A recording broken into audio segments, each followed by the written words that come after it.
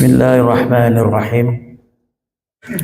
Assalamualaikum warahmatullahi wabarakatuh. Lemes salamnya Pak ya. Innal hamdalillah salatu wassalamu ala Rasulillah wala haula wala quwwata illa billah. Bismillahirrahmanirrahim. Qala Allah Ta'ala syahrul Ramadan alladzi unzila fihi al-Qur'an hudan linnasi wa bayyinat minal huda wal furqan. Shadaqallahul azim. Hadratal mukarramin, para shaimin dan shaimat. Ibu ada nggak Pak? Ada, dibuka itu. Ya, buka dikit. Nah, gitu. Ada berapa orang berkelihatan? Ada berapa orang? 5 orang. Puji syukur kita panjatkan hadirat Allah Subhanahu wa taala, shalawat iringan salam untuk Nabi kita Muhammad sallallahu alaihi wasallam. Insyaallah orang-orang yang malam ini berada di Masjid Baitur Ridwan adalah orang-orang pilihan Allah dan Rasulnya. Amin. Saya yakin kita semua masih menyisakan letih dan lelah karena setelah aktivitas seharian. Namun karena kecintaan kita kepada Allah dan Rasulnya, kita juga sisihkan waktu untuk meningkatkan kualitas dan ibadah kita, terutama ibadah saum dan taraweh. Saudara-saudara, Bapak Ibu perlu ikat, ibadah puasa itu ibadah yang paling dirindukan oleh umat Rasulullah SAW. Tapi menjadi beban bagi umat yang sekarang. Umat Rasulullah itu saudara, karena umat yang terbaik saat itu. Ketika menjelang Ramadan tiba, itu mereka bersukacita, bersukaria. Bahkan ketika Ramadan akan berpisah, mereka menangis di hadapan Rasulullah. Ya Rasulullah, seandainya engkau izinkan, Allah izinkan, turunkan 1 ayat saja yang mewajibkan seluruh bulan jadi bulan Ramadan. Kok begitu ya? Iya, karena ada kenikmatan Ramadan di dalamnya. Ada kenikmatan ibadah, tidak jadi beban. Jangan jadi beban Ramadan, saudara. Nggak usah pikir nanti buka bagaimana, sahur bagaimana, kemudian THR nanti gimana, buat mertua berapa, buat istri berapa, buat nyekar berapa, buat tiket pesawat berapa. Itu nggak usah dipikirkan. Itu tradisi-tradisi yang hanya mengiringi puasa, mengiringi saum. Yang wajib adalah puasanya. Makanya kita ini kadang-kadang kalah puasa kita dengan tradisi puasa. Gitu. Betul Pak Bu? Betul Bu ya? Tradisi kita tuh lebih dominan ketimbang stressing kita penekannya pada puasa. Maka berapa banyak orang yang ingin cepat-cepat selesai puasa. Lah cepat kayak kelar nih puasa, ribet gua pengeluaran gede banget. Kan begitu. Padahal bukan itu. Titik tekannya bukan itu. Titik tekan dari puasa adalah endingnya la'allakum tattaqun. Membentuk pribadi-pribadi yang bertakwa. Ciri orang takwa, sabar, istiqomah, kerja keras, jihad jalan terus, nggak ngeluh, syukur sama Allah. Itu ending dari akhir sebuah proses puasa. Oleh karena kesempatan ini saudara, saya ingin mencoba meninjau efek puasa dari sisi kesehatan jiwa. Adakah puasa efeknya terhadap kesehatan jiwa raga? Ada, saudara. Berabad-abad lalu, para profesor, para doktor, ahli kimia, ahli kesehatan, ahli filsafat, ahli sejarah, ahli ekonomi meneliti bagaimana kausalitas sebab akibat puasa dengan efek yang ditimbulkan kepada orang yang berpuasa. 100%, bahkan mungkin 1000% mereka tidak ada yang menolak bahwa puasa itu menjadi punya efek kesehatan jiwa dan raga pada si pelakunya. Itu aku yakin nih Bu. Jadi kalau ada orang ngeluh karena puasa, kita pertanyakan puasanya. Makanya puasa ada 3 level Pak. Ada puasa ammah, puasa kebanyakan orang. Udah yang penting nahan lapar, nahan haus, maghrib beduk, buka, selesai. Udah gitu aja. Mau syarat rukunya pas atau tidak, mereka ngemikirin. Itu ammah, puasa kebanyakan orang. Yang kedua, puasa khas, puasa khusus. Siapa? Mereka para ulama, para sufi, salafus sholih, orang-orang sholih, orang-orang bertakwa, puasanya khas, khusus. Setiap detik, setiap saat, jantungnya, detak darahnya, itu selalu nyebut Allah. Level yang ketiga yang paling tinggi, khas alal khas, puasa khusus, di atas yang khusus. Siapa? Para nabi. Tidurnya saja berzikir. Nggak ada waktu setiap detik lewat mengingat Allah, saudara. Nggak ada. Lalu di level mana kita berada? Wallahu a'lam bishawab. Saya nggak berani mengatakan itu. Diukur saja dengan diri kita sendiri, saudara. Di level mana kita ada?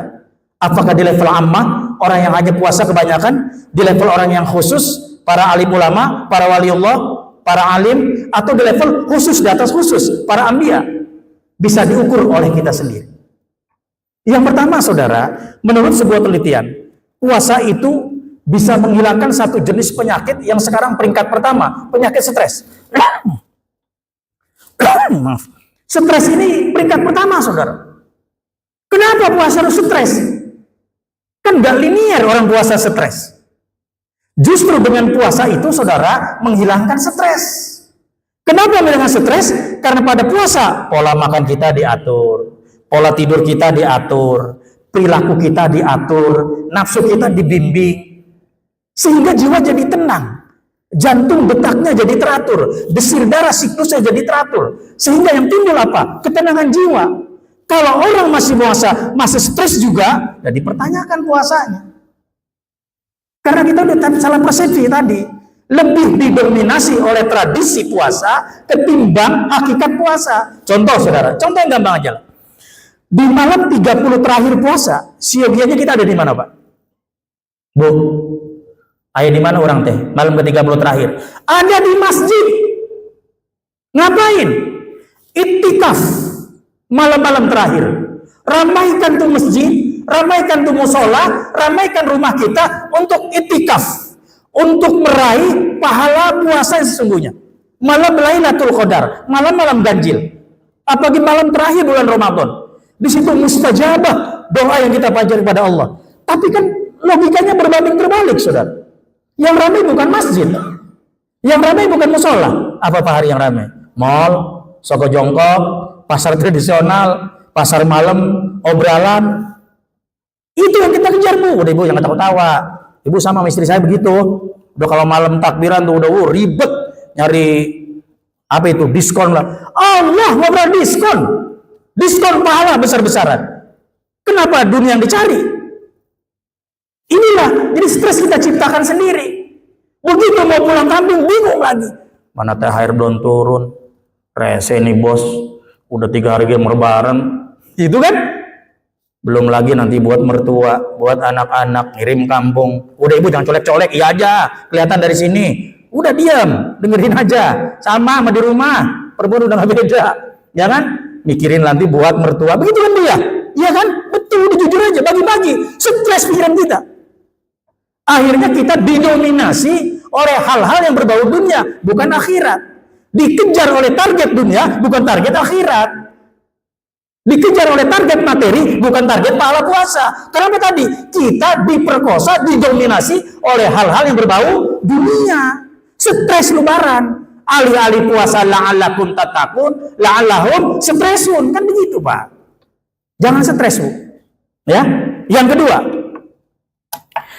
puasa itu kalau benar-benar imanan wahtisaban, benar puasanya benar, Pak.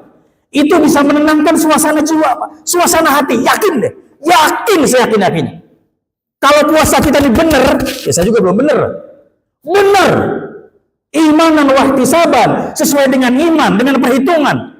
Dengan sungguh-sungguh, pasti efeknya akan menimbulkan ketenangan jiwa, Pak. Itu yakin. Kita jadi tenang, jadi orang yang gak gampang marah, bisa meredam emosi, lebih teratur tutur katanya, berpikirnya lebih positif, berpikirnya selalu positive thinking. Itu kan suasananya tidak meledak-meledak, emosinya ditata, nafsunya diatur. Nafsu itu gak bisa dihilangkan, Pak.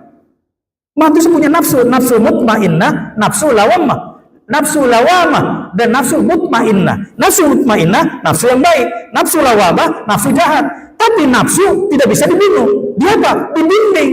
Ya Tuhan nafsul mutmainnah, irji'i ila rabbiki radiyatan mardiyah, fadkhuli fi ibadi warkhuli jannati. Nafsu gak bisa dibunuh, Pak. Tapi dibina, dibimbing lewat puasa.